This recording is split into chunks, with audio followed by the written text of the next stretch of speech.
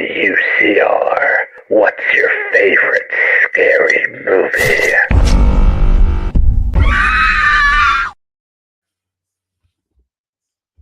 Ready or not, because here we come again. Welcome back to UCR's Horror Enclave, Uncensored Horror. I'm Steve, and this is Kate McCarthy, and we are back in sequel territory today. Look, it was a little while coming, but it happened. Today, we are here to discuss Ready or Not 2. Now, depending on what market you were in, Ready or Not, Here I Come. Ready or not, here I come. Whichever you prefer. Now, this was definitely a cinema go, because saw the first one in cinemas, saw the second one in the cinemas. So I think you're a cinema kid for this as well, right? It's only just come out streaming. Yes. Yeah. And I think this was the kind of movie you had to see in the cinemas. It was just so fun. It was right. Just so fun. Lots of fun. And again, as always with our review shows, normally, lots of spoilers. So if you have not seen it yet, it is hit streaming now. Don't delay. I don't know why you're waiting. Get your wedding dress on. Pull up a seat at Mr. LaBelle's table, and we're going to dive straight into the review, because that's what the movie does.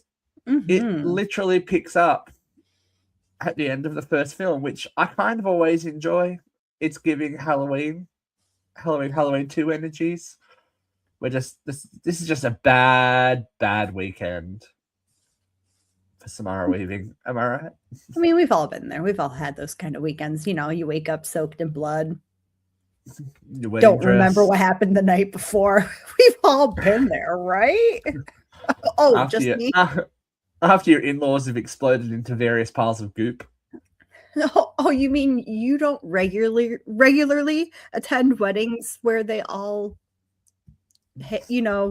usually happens at the after party, right? Right. The wedding reception is more of the thing. Oh, okay. So I'm just getting ahead of myself. Okay, yeah, sorry. You're ahead of the game, girlfriend. You're ahead of the game. Sorry, I'm the life of the party. Okay, I can't help myself. So as we said, Grace is on the steps of the Ledermas mansion after the failed attempted sacrificial ritual, and she is covered, as we said, in what remains of her in-laws, and she got to light that smoke before she passed out from her wounds. And it's literally not even a second that we get. I wonder if it's a reshoot or if they just tagged in, because she doesn't look any different. You can't tell there's any obvious. I think those days of obvious cuts are over in digital land. But I mean, if she is just recreating that scene, then she is a professional. Our girl was working. She is. We find ourselves revived after Grace obviously teeters on the brink of life and death. She's awoken in the hospital, handcuffed to a bed, because she can't catch a break. This poor girl, she cannot catch a break. With the Ledermas mansion burning to the ground and no bodies being found, and her being covered in blood that isn't hers, she's the prime suspect in a missing person / alleged mass murder. Okay. For a second, I was like, wait a second. How do they explain all the itty bitty pieces of the body parts? Like, how are they going to explain this tiny little creature? Itty bitty body parts. But then you're reminding me that they said nobody's found and she's just covered in blood, which implies that she could have just done pretty much anything to them. So carry on. I can't remember if they reference finding the pit. Maybe not, because there were bodies in the pit. I feel like if they found the pit, then kind of would have explained a few things. Like maybe her story would have backed up, But in a burn, I guess from the sound effects and the blurred visual, we are to assume that the mansion is crumbling around the survivor as she passes out on the lawn, and all of that is happening in real time. The roof is on. Oh, I'm sorry. With any good sequel, this is very 80s veined, isn't it? Mm. We have not heretofore mentioned sister just showing up out of nowhere. And look, let's talk about the casting. I don't think they could have picked someone better than Catherine Newton for Samara Weaving's sister. They look pretty similar and they have the same snarky vibe down pat. She has her own pedigree, her own horror slasher pedigree, so she's a good choice. I'm considering all the blondes that are popular nowadays. Mm-hmm. You know who would have been fun? Oh. Sabrina Carpenter would have been fun. Yeah, I think that it'd be interesting to see her do a horror movie. She'd be a lot of fun. She's got that quick wit. Yeah, she's snarky. She's very snarky. She would, and similar looks to Catherine Newton. Like, maybe there's a cousin somewhere along the lines as well. Are we going to do a third? Interesting. Well, let's discuss that later on because I think that there's a potential for it. We'll see. Sabrina, babe, there's your role. I know, right? She's pretty busy as is, but you never know. So Grace's younger sister, Faith, is summoned to the hospital only because she is her emergency contact. That emergency contact brings it undone a lot. You got to make sure you refresh that, you re-up that, and make sure you know who's going to show up when they call. They haven't spoken since Grace abandoned her, leaving her to go to college. That a lot of this is, revealed later in the film, but there is a big divide between the sisters that grew up in a system that is not necessarily that supportive, and Grace felt the only way up and out was to get an education and then find her sister later. And Faith feels like she has been abandoned, which is, I guess, fair. Fair. So instead of mommy issues, she has sissy issues. Yeah, well, big time. Complex. That's complex. Mm-hmm. Meanwhile, the council, an order of 5 elite families, are notified of the Dumas demise. And they have to now vie for the head seat of the council. And this is where we get some goodness, right? An amazing cameo to start with. Mm-hmm. How do you think they got David Cronenberg? Wouldn't you want to be in this movie? If someone asked you, it's a get for Radio Silence, and for it gives them gravitas, I guess. A sequel, which is not always the way. I think Radio Silence is making a pretty good name for themselves in the horror genre. It's giving them a stamp of approval, I guess. It is kind of giving them that sort of like credibility, isn't it? Like, you've made it. And David C. is saying, yeah, I like you. I think you're legit. And not only David C., but they've bagged the Slayer. They did. Oh, not only the Slayer, they got Elijah Wood. Yeah, we'll get to Elijah in a second. Just saying, we've got some horror royalty in this film. We've got some late 90s, early 2000s hot minutes for the millennials. We're like, okay. This was definitely very millennial coded. Very coded that way. It was good to see Sarah Michelle on her comeback tour. Now, this is she is pre the Buffy cancellation, but she's well and truly solidified herself back. I mean, we had a big conversation about her cameo I know we did last summer, which I still think is brilliant. I loved seeing her back as Helen, but having her back within the genre is really refreshing as well. So here's my thing. I think she's taken a hard left from Buffy and gone straight into Elizabeth Bathory territory Well, because that bitch hasn't aged. That's what I'm saying. She's also kind of picking up the Catherine vibes that she left in Cruel Intentions, right? She's like, she's doing some culty shit to look that good at that age. She's done well. She's done well, but it's great to see her there. And of course, we have Sean Hattersey as well as her brother. Another millennial moment. Yeah. Oh my goodness, all these people that we know. The things I would let that man do to me. Ursula and Titus Danforth. I'm sorry, is the microphone on? I'm sorry. And then we have various other family members from across the world that are now being summoned to the Danforth mansion / hotel. Well, they will be. Because in order for the high seat to come into play, the oldest member of the family has to go bye-byes. I really like when they do pull these big names and then they do something unexpected. I mean, when you think David Cronenberg's going to be in my horror sequel, that he's going to be a big part of it, and maybe the main villain, but no, Titus and Ursula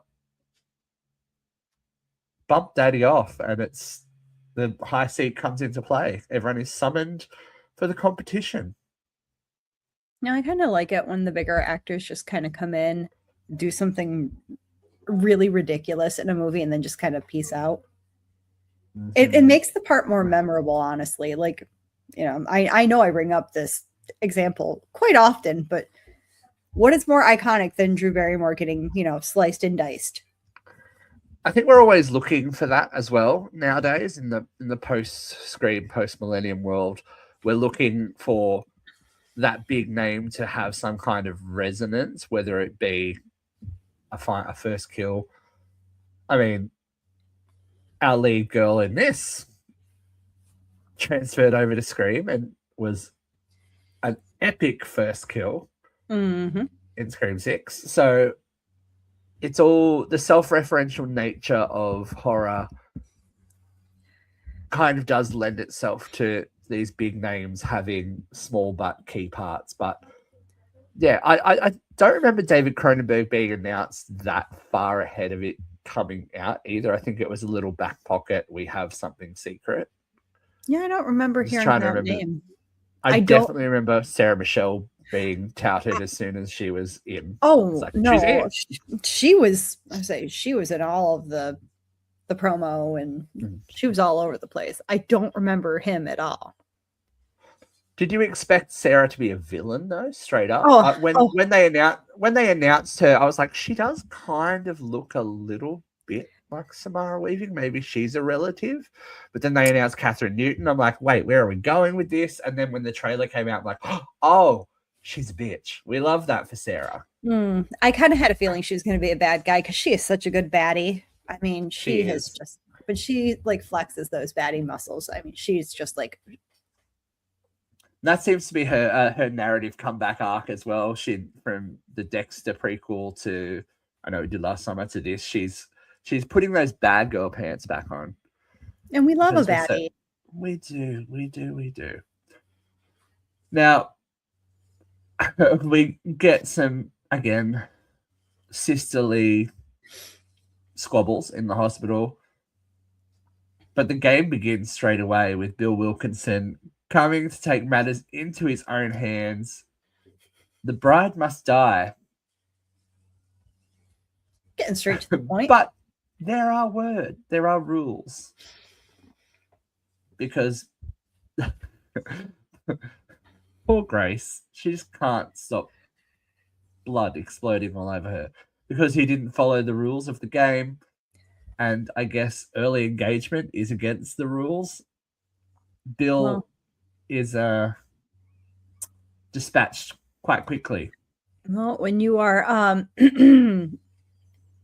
ingesting that much nose candy, sometimes you don't exactly hear all the rules. I did like the thing I like about these movies is the comedy is present pretty Yes. much straight up. It's not a we need to ease the tension kind of thing. It's there throughout, and it still does have those moments of tension and emotion and all that kind of stuff, which we'll conquer as we get to it. But it's there in that character.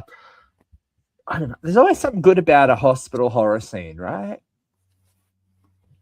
We love a hospital. It's either going to go terribly bad or it's going to wrap up in nice little bow and everyone's going to go home from the hospital happy and healed. And then when does that ever really happen in a horror movie? It doesn't. It doesn't. And again, one of those mysteriously empty hospital rooms, like Haddonfield General, like the hospital from The Strangers remakes. There's like one patient, a lot of nurses, and one patient. I guess it helps that they're always usually sequestered away. Explains why there isn't more patients, but little bloodbath here and there never hurts.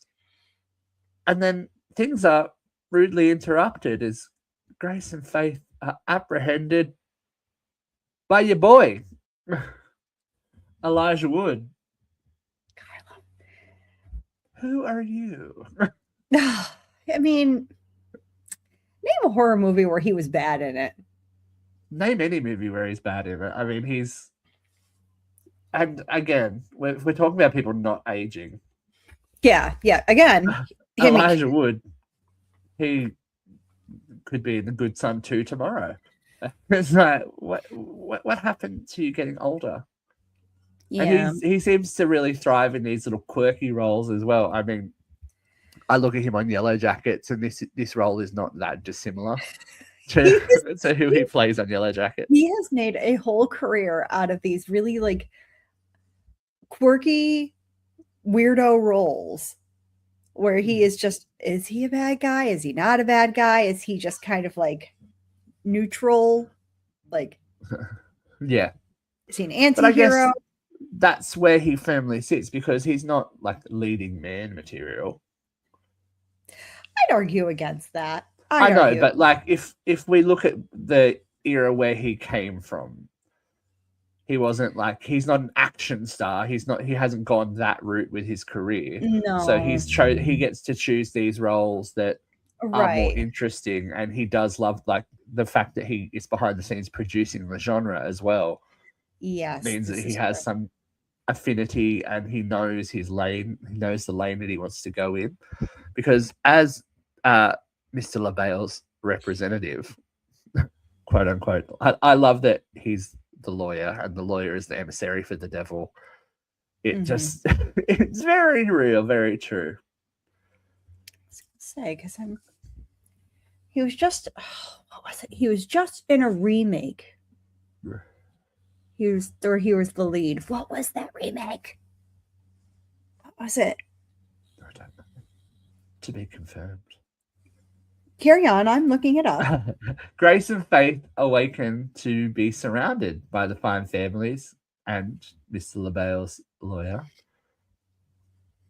And he outlines the rules of the game have shifted. We are in new territory, but not unknown territory. Due to Grace's victory in hide and seek, the 4 remaining families now must kill her before dawn to acquire both the high seat and the ring that seemingly gives them authority and worldwide power.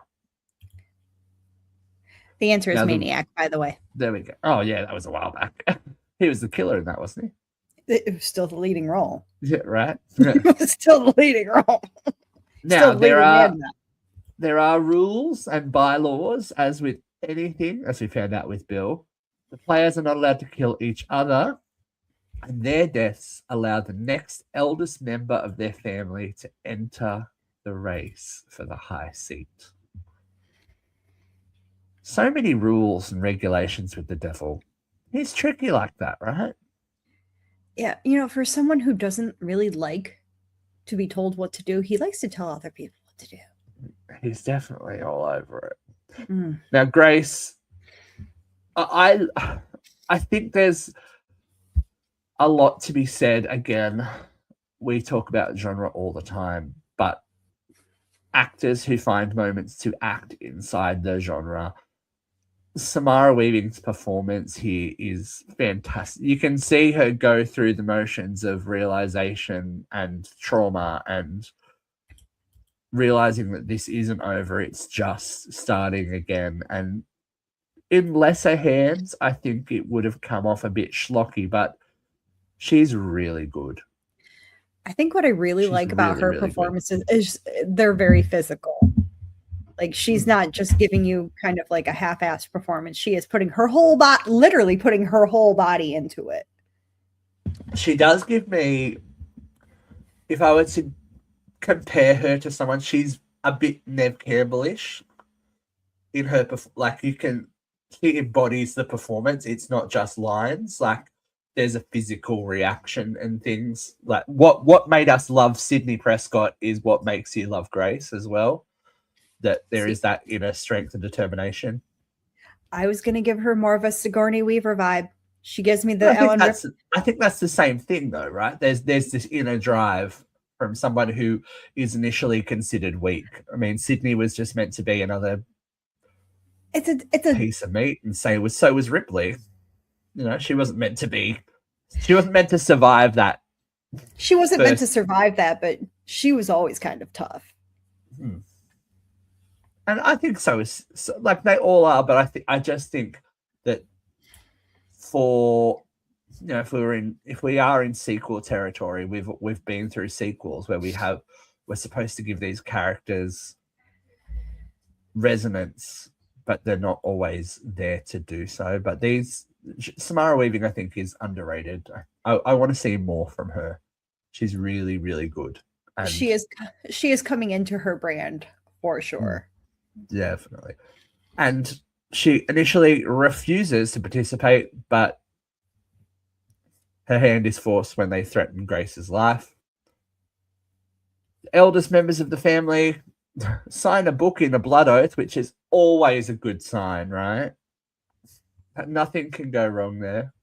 Oh, totally. And the games begin again.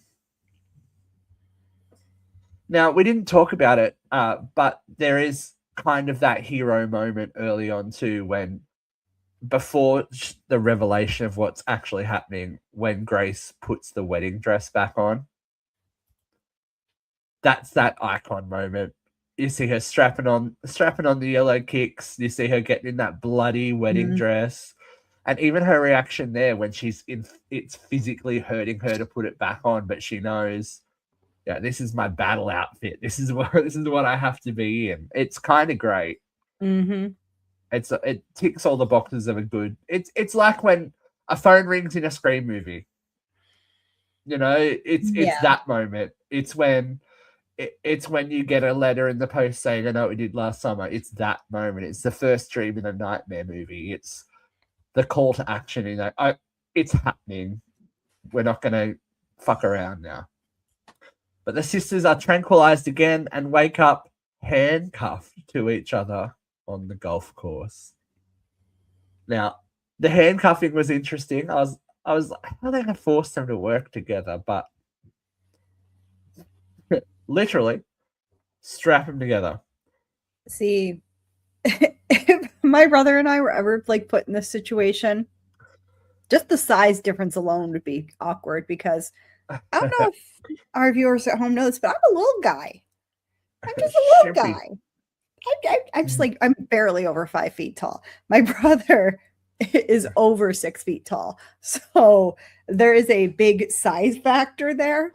So I feel like I'd be like hanging off of him as he dragged me along as we're trying to fight over like what's the plan of action.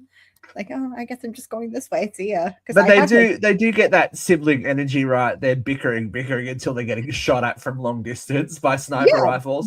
Shit, we gotta go. Yes, that is a very realistic sibling thing. Like, okay, we're gonna do it this way. No, we're gonna do it this way. No, we're gonna do it this way. I want to go this way. No, we're just gonna go straight. No. We're just gonna go straight for now. We'll figure it out. But we're gonna go straight for now. And we very early get to see that Faith's survival instinct does match that of Grace's when they blow up the canister of of gas and all that kind of stuff to give themselves coverage. And it's I like the hunt aspect of this. Given the timing as well in the world, the elite hunting innocent girls. Oh, Timing. very Epsteinish. Oops, I did I know. say that? Ooh, I couldn't help but think it. Hey, it's just like shit, this I'm is getting us good canceled timing. again. Damn it. This is good timing for this movie, though. It's like its inbuilt cultural moment. But they pull no punches in this movie when it comes to injuring Grace. Don't look at it! Don't look at it! Don't look at it when she gets that big bit of glass jammed in her. Don't look at it! Don't look at it! Keep running! It's like she can take a hit and keep ticking. This girl, she's. I don't know how she has enough blood left in her body to still be running around and doing all this kind of stuff, but that's Survivor girl for you. But we see Faith come into her own, and she's able to administer battleground medic.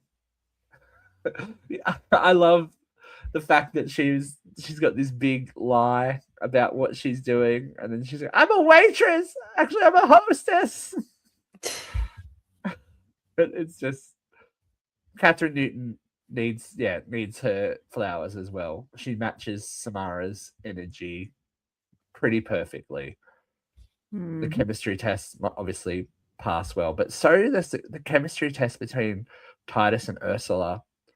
That dominance role, like you can obviously tell that she is Queen Bee as the older sibling, but the general realization that there is something very not right with Titus is kind of great. I forgot how good an actor he was.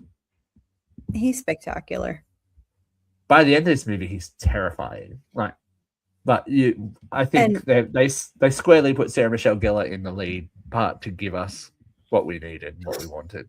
Yeah, and God, he is. There's just something very. I don't know. Maybe it's just the fact that I was very into assholes in a past life, and I'm just like, oh look, my type. There we go.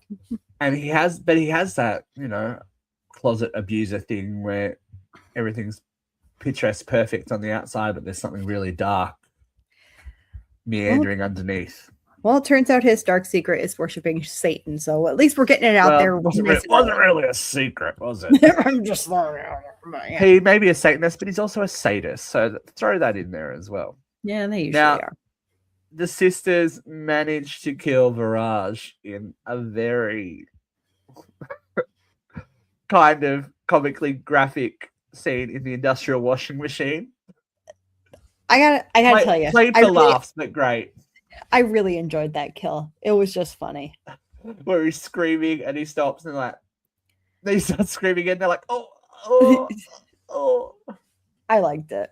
I thought it was great. I don't know that I would have a lot of empathy though if somebody in a gold face mask is trying to murder me hardcore. No. You get boiled, my brother. Good luck. No. You got what was coming to you, friend. Sorry. And some of the best comedy, I guess, comes from the other family members being able to view proceedings at the clubhouse, watching everything on all of the cameras. We get some really high quality comedy moments from Ursula and Grace's cousin and all that kind of stuff. It's just great. Having a little snack in the green room, watching my family try to hunt these two girls down. No big deal. I guess it's so indicative of their attitude towards the public. They are just things to be hunted as sport. And then Chen finds them and offers them a loophole. I didn't expect this. I like when we get, because we've been through this before, it's nice when they can offer us little vignettes of something different. So she says that if Grace marries one of the elite family members, the game immediately ceases. and it will allow the men she marries to attain the high seat. But it also means Grace ends up effectively and figuratively selling her soul. Yeah. Yep. Oops. Oops, oops, oops. Haven't we all been down that road? Haven't we all? Now, Ignacio, horrible with a shotgun. Terrible. Horrible with a shotgun, but better in person. But these girls are smart. They use Chen's sword to kill Ignacio and take out two birds with one stone. Where do I know him from? Like, I know he's a He was in name. Suddenly Susan, wasn't he? Okay, that's a 90s reference. That's what I'm saying about all these late 90s references. It's like, this is some old shit, my friend. oh, he's the mayor in The Dark Knight. That's where I know him. But no, these You're are people suddenly Susan. Yeah, well, I'm giving us cultural reference. Fair enough.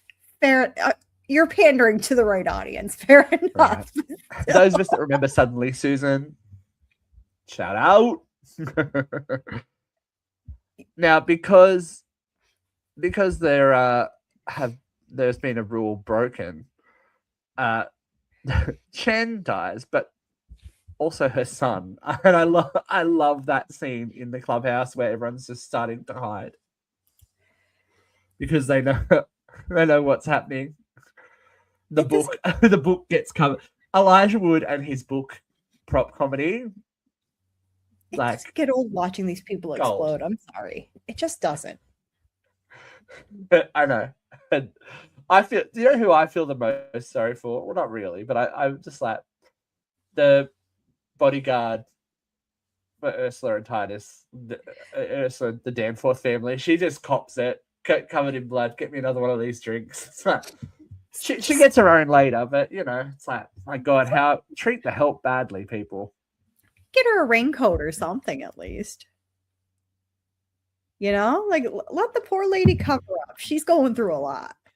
Yeah, well, everyone's going through a lot. They're covered in blood. So Ignacio is dead now, and that allows his daughter to take the field. Now, Ignacio's daughter has beef with Grace already.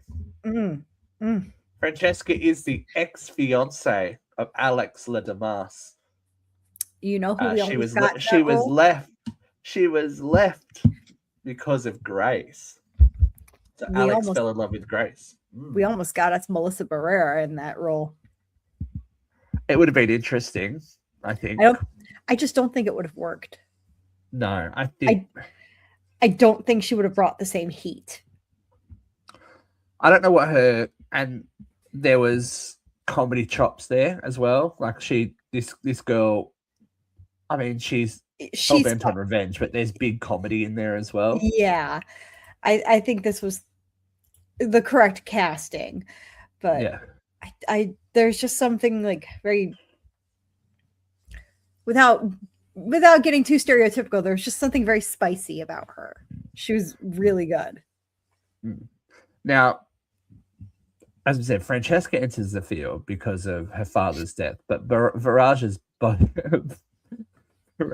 brother, Mandu, is obviously a little bit reticent. He forfeits his head status to his wife, Martina, which backfires spectacularly when she enters the field of play.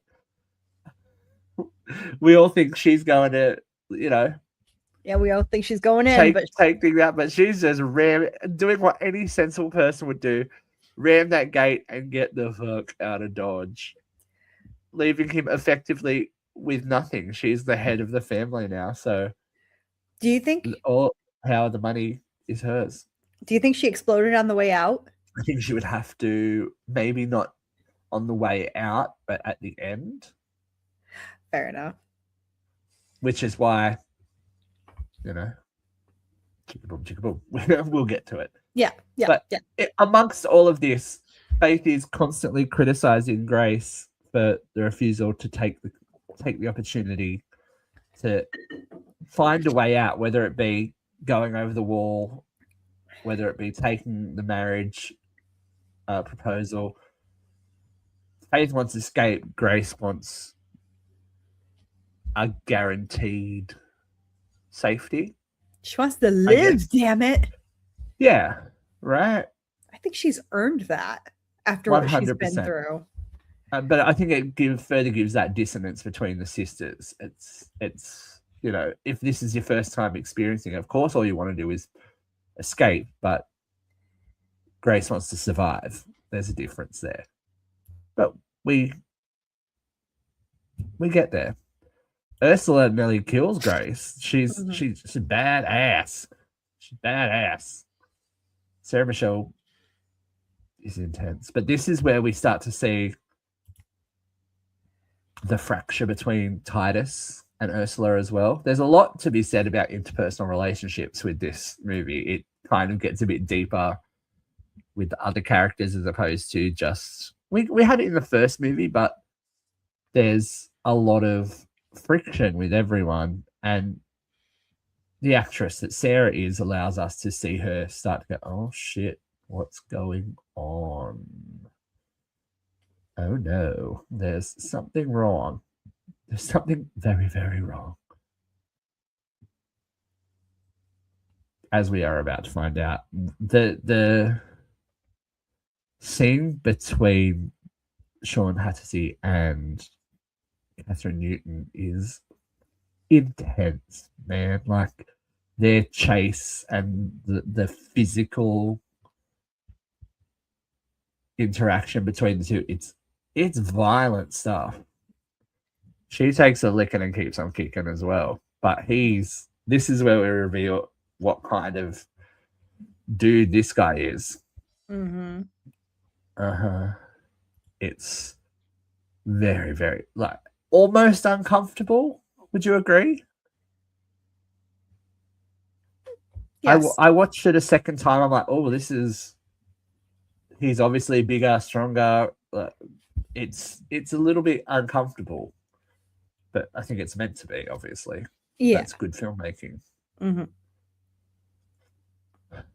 While they are distracted and separated, though, we do get a very good Francesca versus Grace fight scene in the wedding reception hall. I will give them their props. They use music so well. Radio silence. That whole fight scene, swinging around blinded by pepper spray. But she don't fuck around and find out. It's again super. The violence, I guess, the interpersonal violence is a little bit more in this, where the first one was hide and seek based, and a lot of the violence was due to things happening to Grace. This is her fighting back and Faith fighting back, and it's a lot more one-on-one and a bit more visceral, especially like, oh god, when they're smacking the shit out of each other and picking up keyboards. I feel like it's a lot more personal this round. Like the first round, like I don't think that family had any real ill will towards Grace. I think it was just something they had to do. But these people are angry. They are. And they're hungry.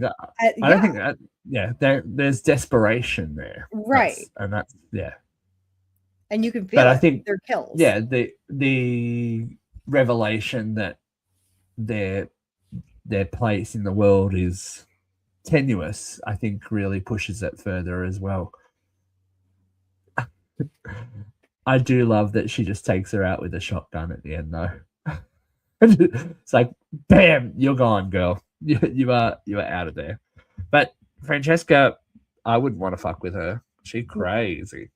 She's mad. She mad. Go crazy. I love that she put on her own wedding dress to fight in, though, as well. That's some nice book ending. The wedding dress she never got to wear with Alex. She's going to wear into battle with Grace in her wedding dress that she did wear. Why let it go to waste? Spent a lot of money on it, probably. Yeah, get it covered in blood and These all things the are good cheap. stuff. They're All not the good cheap. stuff. No.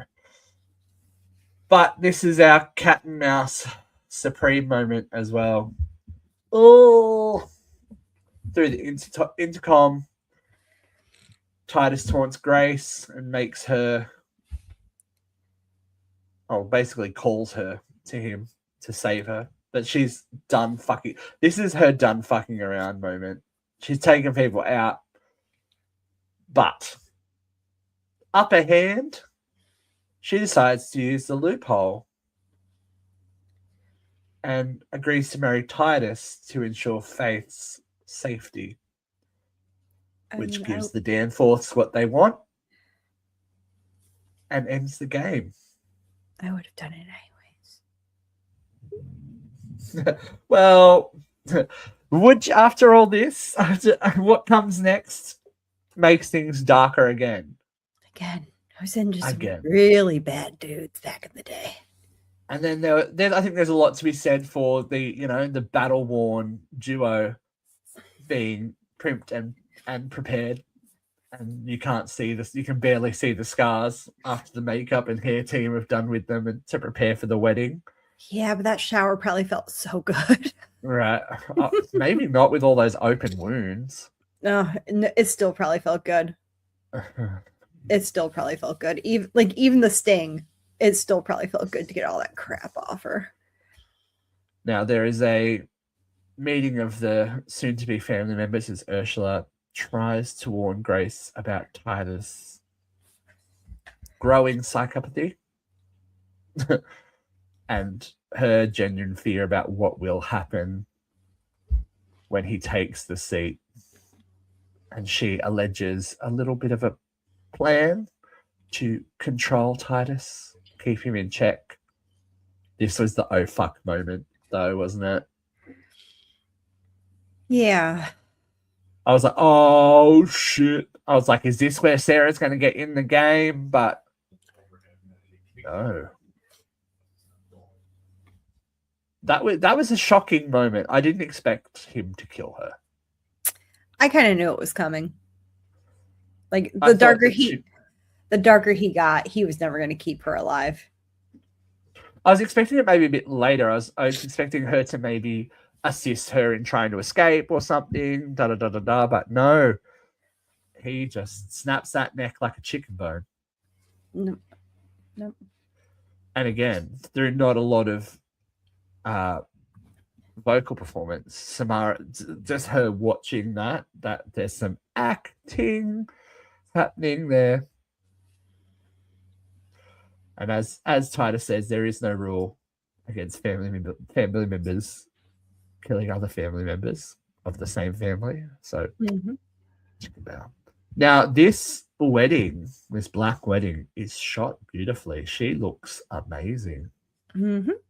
It's gothic, it's creepy, it's all the things you want, despite the satanic marriage and the blood sacrificing and all that kind of stuff. I can do it again. Might do it that way.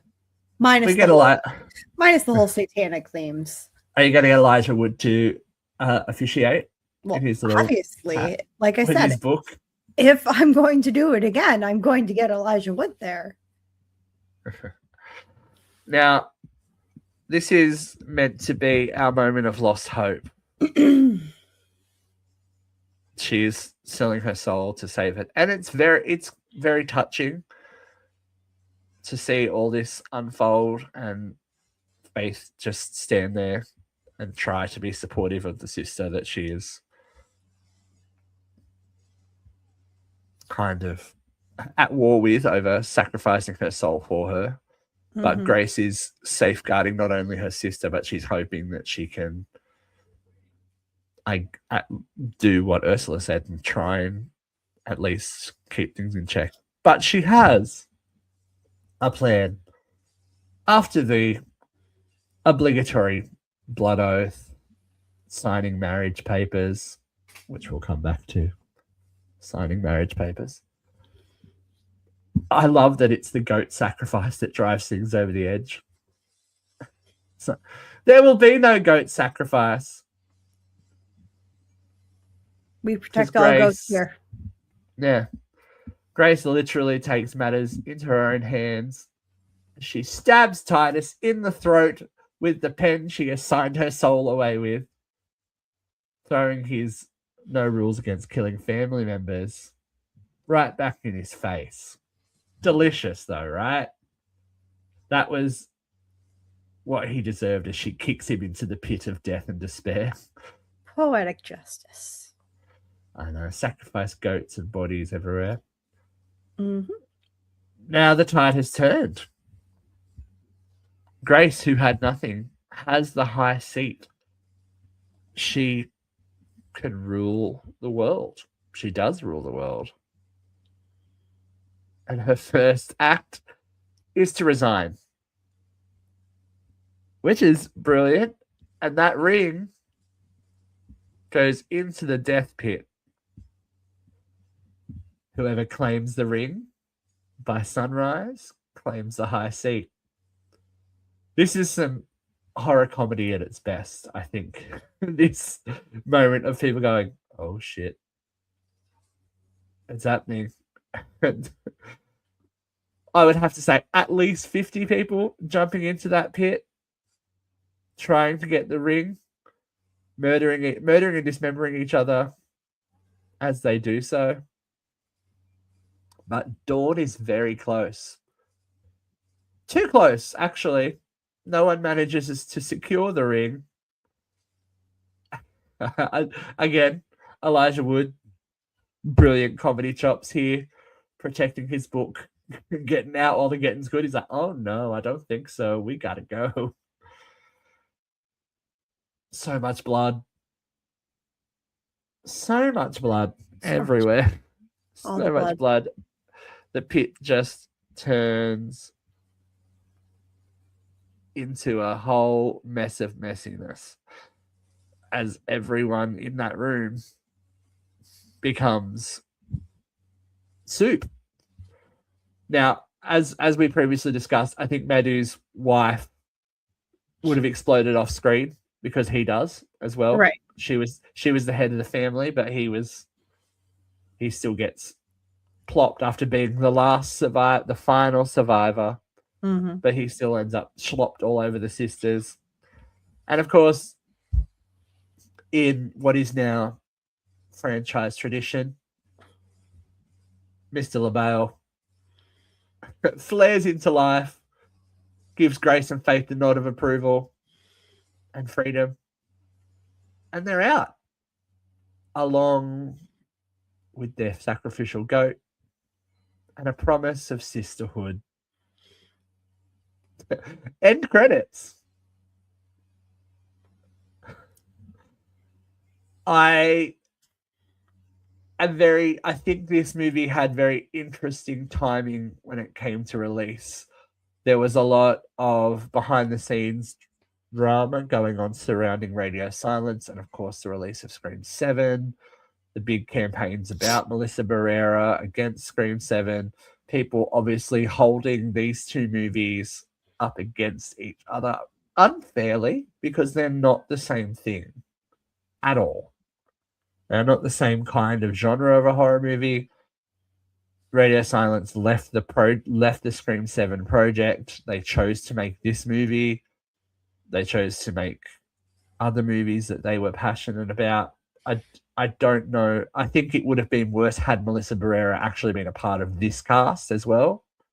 I think there was already enough blowback from Scream 7 that had she been a part of this, that it would have been even more venomous than it was. But I don't think it's fair to compare the quality of the two movies to the box office because Scream 7, massive, massive, massive box office. This movie had a budget of 14 million and it made 42.7. So not a failure, but I don't think you can expect $200 million for a sequel, a first sequel from a movie as opposed to the seventh in the franchise with returning original cast members. Mm-hmm.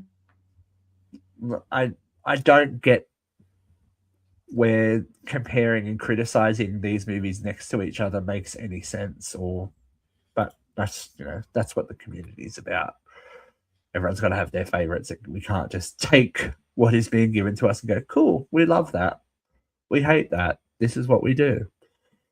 But enjoyable. Now, Ready or Not 3. Let's do some open ending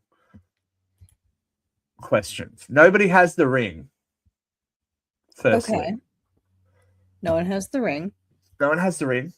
All the families of the High Council, we're assuming, are dead. Okay. All right.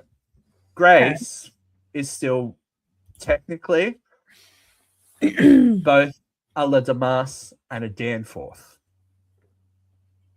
This is true. That's what the name says on the register with Satan.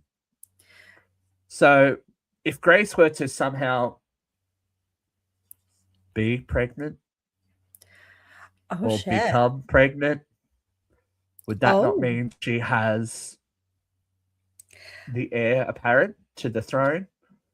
This is true. I wonder, though. Which I think is what they need to do. If they are going to make a third movie, we need to rest and come back.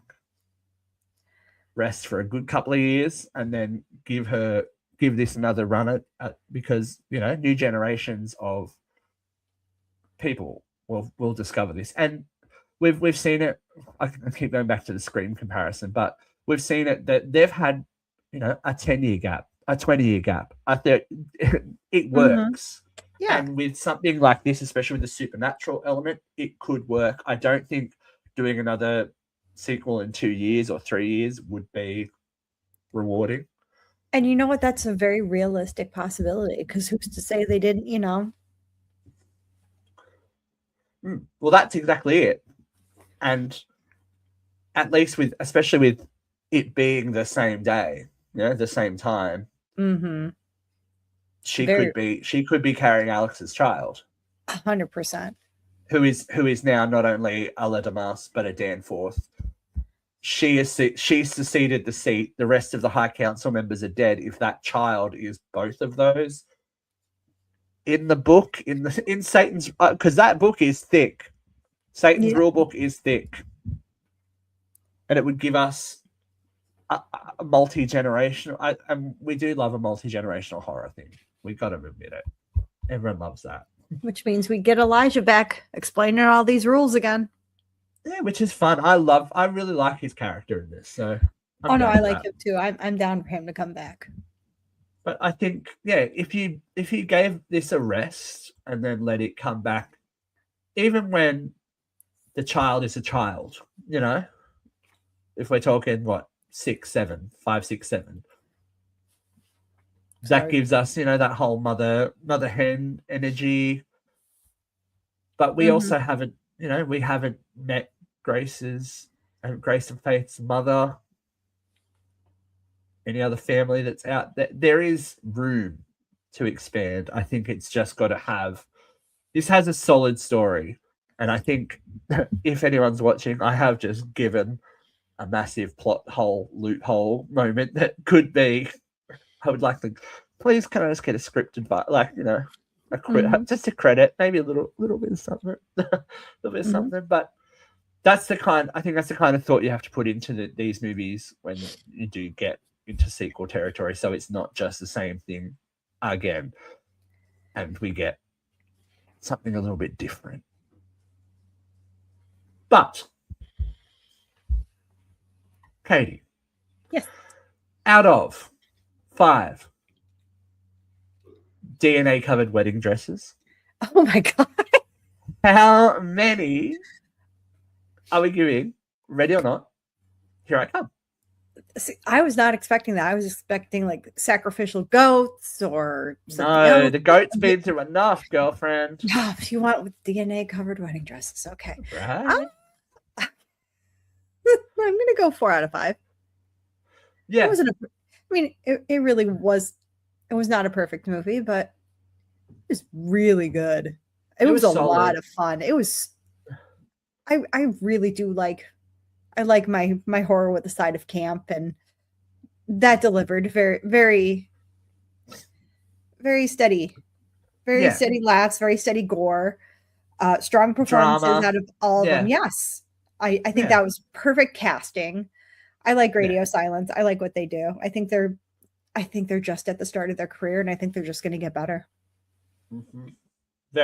I agree. I think it's a solid 4. For comparison, if you want to see something that's kind of similar, that had really good potential but kind of fell off a little bit at the end, They're Going to Kill You is of the same ilk of movie, but the ending kind of let it down a little bit. Like, great movie, great I stars, haven't great seen it cast. yet. Don't say a word. But that's all I'm going to say. It's a great movie, but I feel like the ending of this movie is definitely stronger All right. and lifts it from rote sequel territory to something that stands quite confidently next to its original. Well, when this was coming out, there were a lot of that was coming out. Send Help was coming out. We had a big horror explosion of guts at the beginning of the year. It was, and they were all pretty solid. I mean, from what you're Yeah. telling me about They're Going to Kill You, that one's definitely more hinges towards action and probably a little bit more supernatural, if that's not giving away too much. And I thought Send Help was spectacular, but again, Sam Raimi fangirl, so I'm going to say, the sun shines out its ass, which it does, but I really thought it was genuinely good. My only beef with that, which I already explained to you off air, was you're trying to make a pretty girl not pretty, and you just can't do that. Well, we are always here for pretty girls fighting big monsters. That's our bread and butter. So join us again. Yeah, join us again very soon.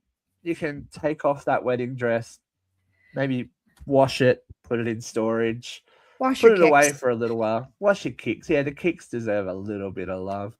And until next time, if somebody comes offering a contract, please read the fine print. Unless it's Sean Hennessy, and then just sign it and go. Well, each to their own. As Mr. LaBelle would say, we'll see you soon. Keep it creepy, kids. Bye.